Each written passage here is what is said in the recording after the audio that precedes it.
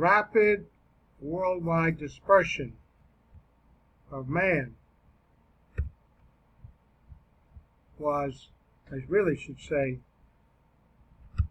only, let's leave it in caps, only possible after the flood.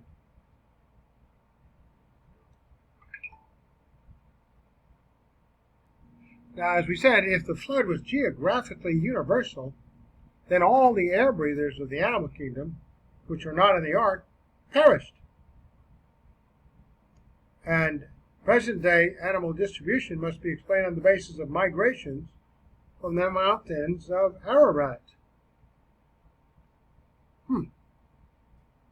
If the flood was geographically universal, and it was, then all the air breathers which were not in the ark perished. That's true. Present-day animal distribution must be explained on the basis of migrations from the mountains of Ararat. Let's see. 3 major views attempt to explain the present worldwide distribution of animals.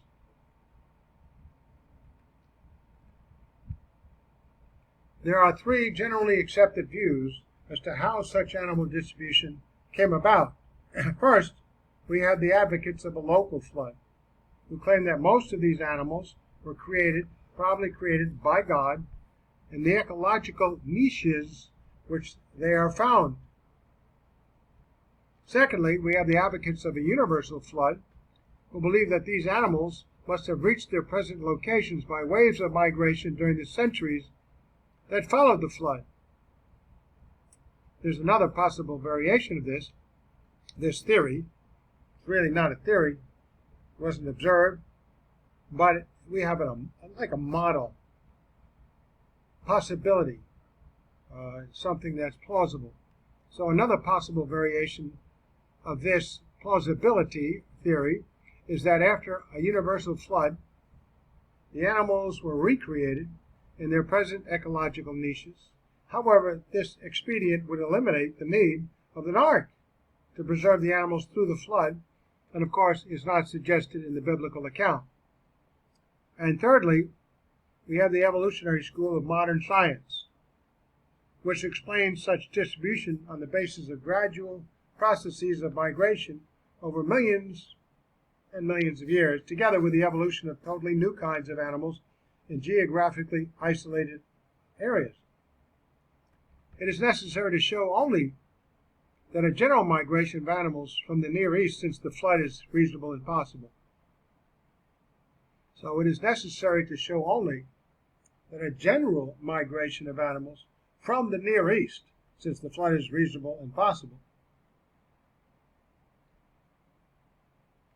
In other words, the plausibility, does it exist, that the flood would not have stopped animals from procreating and expanding the population throughout the planet from where the ark was.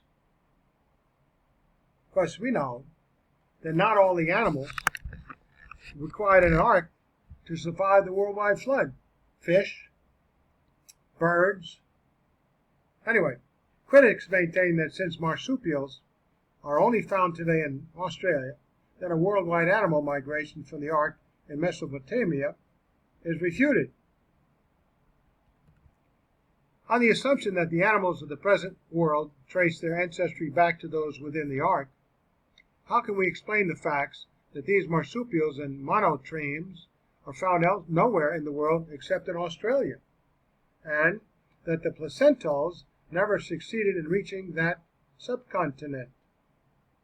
These are good points. A little bit of investigation. Since fossil marsupials have been found in Europe, as well as in Australia and the Western Hemisphere, it seems evident that they have migrated rather widely in the past. The Old Testament informs us that Palestine was infested with lions for centuries. Here's 2 Kings 17:25. And it came about at the beginning of their living there that they did not fear the Lord. Therefore the Lord sent lions among them, which killed some of them. But where is the fossil evidence for their living there having been in Palestine. It is a well-known fact that animals leave fossil remains only under rare and special circumstances. Therefore, the lack of fossil evidence for marsupials in southern Asia cannot be used as proof that they have never been in that region of the world.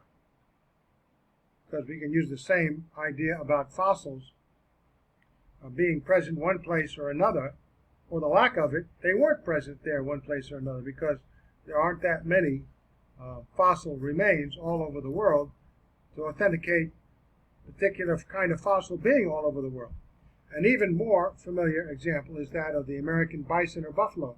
The buffalo carcasses strewn all over the plains in uncounted millions 2 generations ago have left hardly a present trace. The flesh was devoured by wolves or vultures within hours or days after death, and even the skeletons have now largely disappeared, the bones dissolving and crumbling into dust under the attack of the weather. Carl O. Dunbar, Historical Geology, all the way back in 1949.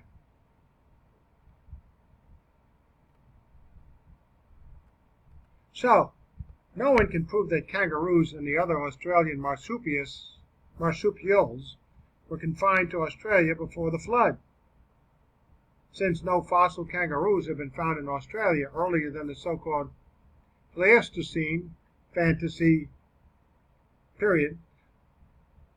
No one can prove that any of them are antediluvian. The journeys from the mountains of Ararat, where the animals disembarked from the ark, to their present habitats were made in an intermittent fashion, each generation sending representatives a little farther from the original home.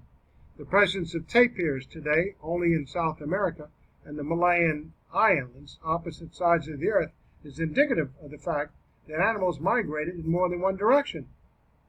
The creationist holds that there is no reason for believing that this distribution of animals was accomplished by any other processes than those employed in distribution today. Increase in number of individuals of any one kind causes a necessity for spreading outward toward the horizon in search of food and homes. Their arrivals in new areas may be a result of deliberate individual endeavor, or it may be that they arrive as a wave of tossed survivors of some coastal accident. We got centuries to go by here, and animals, mankind, have been known to procreate rather rapidly. Rapid animal dispersion in recent history supports worldwide animal migration from the ark.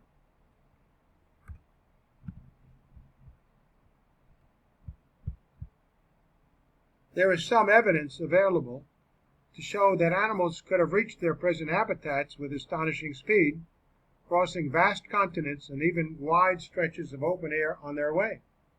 In the year 1883, the island of Krakatoa in the Sunda Strait between Java and Sumatra was almost destroyed by a volcanic explosion that shook that entire part of the world.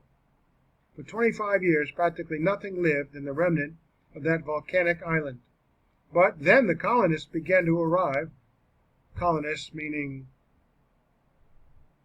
not plants or animals, people, but animals. A few mammals in 1908, a number of birds, lizards, and snakes, various mollusks, insects, and earthworms. 90% of Krakatoa's new inhabitants, Dutch scientists found, were forms that could have arrived by air. Look at Rachel L. Carson, The Sea Around Us. Professor A. Moody of the University of Vermont tells how large land animals have been able to cross islands and oceans on natural rafts and floating islands. In times of flood, large masses of earth and entwining vegetation, including trees, may be torn loose from the banks of rivers and swept out to sea. Sometimes such masses are encountered floating in the ocean out of sight of land, still lush and green, with palms 20 to 30 feet tall. It is entirely probable that land animals may be transported long distances in this manner. Mayer records that many tropical ocean currents have a speed of at least 2 knots. This would amount to 50 miles in a day, 1,000 miles in 3 weeks. Professor Schull makes the interesting observation that the fauna of Madagascar is most similar not to that of continental neighbor Africa, but to that of Asia, the gap being bridged over by the Seychelles Islands, whose animals are similar to those of Madagascar. But when we look at the map of the Indian Ocean, our astonishment increases, for the Seychelles Islands are 700 miles north of Madagascar, and the Asiatic mainland is another 1,500 miles beyond the Seychelles.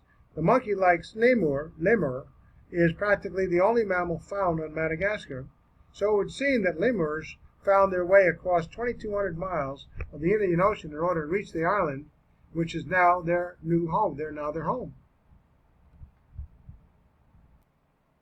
This was written in National Geographic, Paul Amese. While it is true that even the open air, the open sea, has proven to be no final barrier to the onrushing migrations of animals, we must look to the land bridges as the principal means of animal distribution around the world. One glance at a world map will show that, with the exception of the narrow break at the Bering Strait, a dry land path leads from Armenia to all lands of the globe except Australia.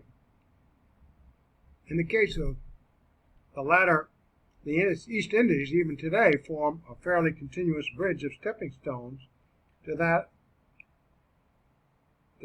southern continent. As regards the Bering Strait, there is no doubt that a land connection once existed between Asia and North America. So, evidence of Ice Age points to a recent catastrophic worldwide flood. Onset of the Ice Age. We have an introduction here. The lowering of the temperature of the polar latitudes as the vapor canopy precipitated would have had immediately an important climatologic reactions.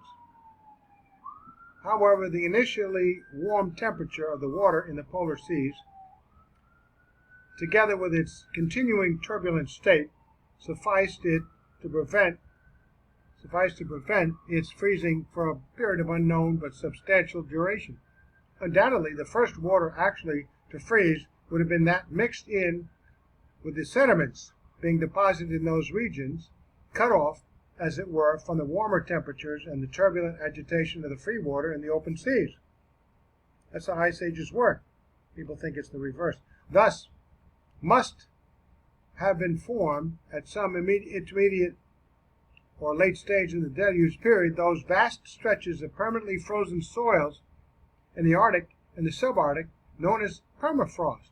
Where did they come from? Embedded in these frozen mucks of the Arctic are large numbers of fossil mammals, apparently trapped, in some cases partially frozen before the soft parts had decayed. The extensive silty alluvium, now frozen in central Alaska, contains numerous mammal fauna. Freezing has preserved the skin and tissue of some of the mammals. We just talked about, 5 million mammoths, in which the skin and tissue was preserved. All you had to do was thaw it out and eat. The faunal list includes 2 bears, dire wolf, fox, badger, wolverine, saber-toothed cat, jaguar, lynx, woolly mammoth, mastodon, 2 horses, camel, saiga, antelope, 4 bisons, caribou, moose, stag moose, elk, 2 sheep, muskox, this is a small area, and yak types, ground sloth, and several rodents. The number of individuals is so great that the assemblage as a whole must represent a rather long time. Spoken like a true evolutionist.